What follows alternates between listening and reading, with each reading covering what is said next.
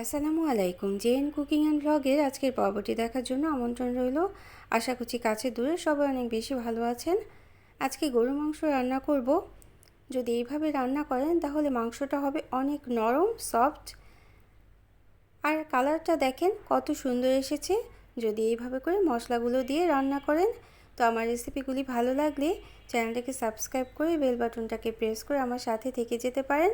খুলনার ঐতিহ্যবাহী চুই ঝাল দিয়ে রান্নাটা করব। আর ভিডিওটা ভালো লাগলে একটা লাইক দিয়ে দেবেন প্লিজ। এখানে 1.5 কেজির মতো গরু মাংস নিয়েছি, ভালোভাবে কেটে ধুয়ে পরিষ্কার করে নিয়েছি, মাঝারি সাইজ করে কেটে নিয়েছি, খুব বেশি বড়ও না খুব বেশি ছোটও না। চুই ঝালটা আমি কেটে পরিষ্কার করে নিলাম। আমি মুরগির মাংসের সাথেও চুই ঝাল দিয়ে রান্না করেছি, সেখানে চুই ঝাল কাটার পদ্ধতিটা দেখানো আছে, আই বাটনে দেয়া থাকবে, দেখে নিতে পারেন। একটা রসুন নিয়ে নিলাম, রসুনের পোকাটা যাতে না থাকে এজন্য আমি হালকা গরম পানি দিয়ে রসুনটা ভিজিয়ে রেখে দেব। আর পেঁয়াজ কুচি নিলাম, পেঁয়াজটা একটু মোটা করে কুচি করে নিতে হবে। 1 টেবিল চামচ সরষে তেল দিয়ে আমি পেঁয়াজটা প্রথমে নরম করে নেব, একটু ভেজে নরম করে নেব। আস্ত কিছু মশলা দেব, রাঁধুনি প্যাকেট মশলাও ব্যবহার করব আজকের এই রান্নার জন্য।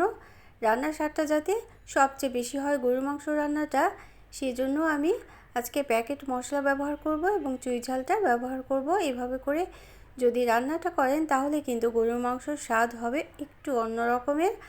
আশা করছি ভালো লাগবে, আর ভালো লাগলে সাথে থেকে যেতে পারেন শেষ পর্যন্ত। তো শুকনো মশলা হিসেবে দিয়ে দিলাম 1 চা চামচ করে হলুদের গুঁড়ো, মরিচের গুঁড়ো, ধনে গুঁড়ো এবং জিরা গুঁড়ো।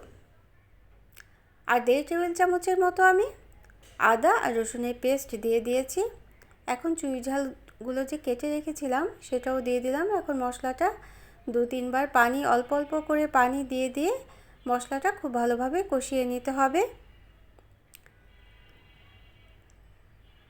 লবণ দিয়ে দিলাম 1 টেবিল চামচের মতো। লবণটা মাংসের প্রয়োজন অনুযায়ী দিয়ে নিতে হবে, অর্থাৎ মাংস যতটুকু সেই অনুযায়ী কিন্তু লবণ এবং মশলার পরিমাণটা বাড়বে এবং কমবে। তো আমার রেসিপিগুলো ভালো লাগলে একটা লাইক দিয়ে দিবেন, প্রয়োজনে কমেন্ট করবেন আর শেয়ার করে নিতে পারেন ফ্রেন্ডস অ্যান্ড ফ্যামিলির সাথে। তো আমরা মাংসগুলো দিয়ে দিলাম। এখন মাংস যেভাবে আমরা রান্না করি সেভাবে করেই মাংসটা খুব ভালোভাবে কষিয়ে নিতে হবে এই মশলার মধ্যে।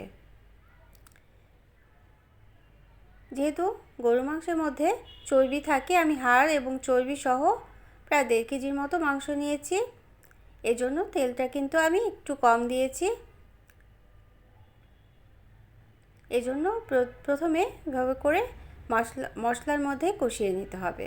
তো 1.5 টেবিল চামচ পরিমাণ আমি রাঁধুনি প্যাকেটের যে মশলাটা থাকে সেটা দিয়ে দিলাম। যেহেতু এখানে সব ধরনের মশলাই কিন্তু মিক্সড করা থাকে, তাই বাড়তি করে যখন তাড়া থাকবে, খুব বেশি রান্নার তাড়া থাকবে, তখন কিন্তু এভাবে করে রান্নাটা করে নিতে পারেন। আজকে আমি প্রেসার কুকারে রান্নাটা করব।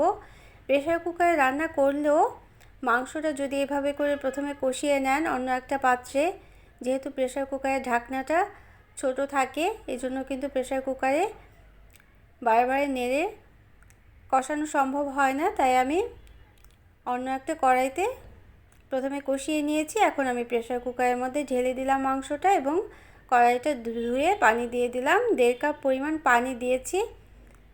1.5 কাপ পানি দিয়ে আমি প্রায় 5 থেকে 6টা সিটি দিয়ে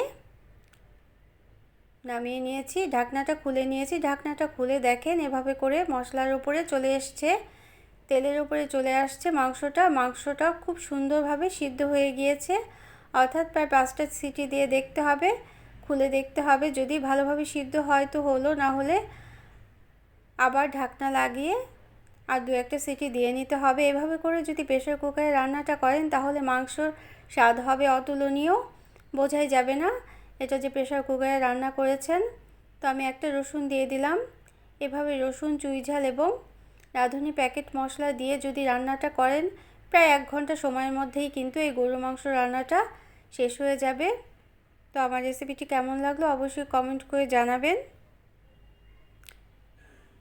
তো আমি ঝোলের জন্য আর 1 গ্লাস পরিমাণ পানি দিয়ে দিলাম। পানি দিয়ে প্রায় 10 মিনিট আমি রান্না করে নেব। গরম পানি দিয়েছিলাম, ঝোলের জন্য এই পর্যায়ে কিন্তু অবশ্যই গরম পানিটা দিতে হবে। রান্না করা মাংসের সাথে যদি ঠান্ডা পানি দেন তাহলে কিন্তু রান্নার স্বাদটা পুরোপুরি পাল্টে যায়। এই জন্য অবশ্যই গরম পানিটা দিয়ে নিতে হবে। তো যারা নতুন ভিজিট করছেন আমার চ্যানেলটি আজকে, তারা চ্যানেলটিকে সাবস্ক্রাইব করে বেল বাটনটাকে প্রেস করে অল অপশনটা সিলেক্ট করে সাথে থাকবেন। Thanks for watching. Allah Hafiz.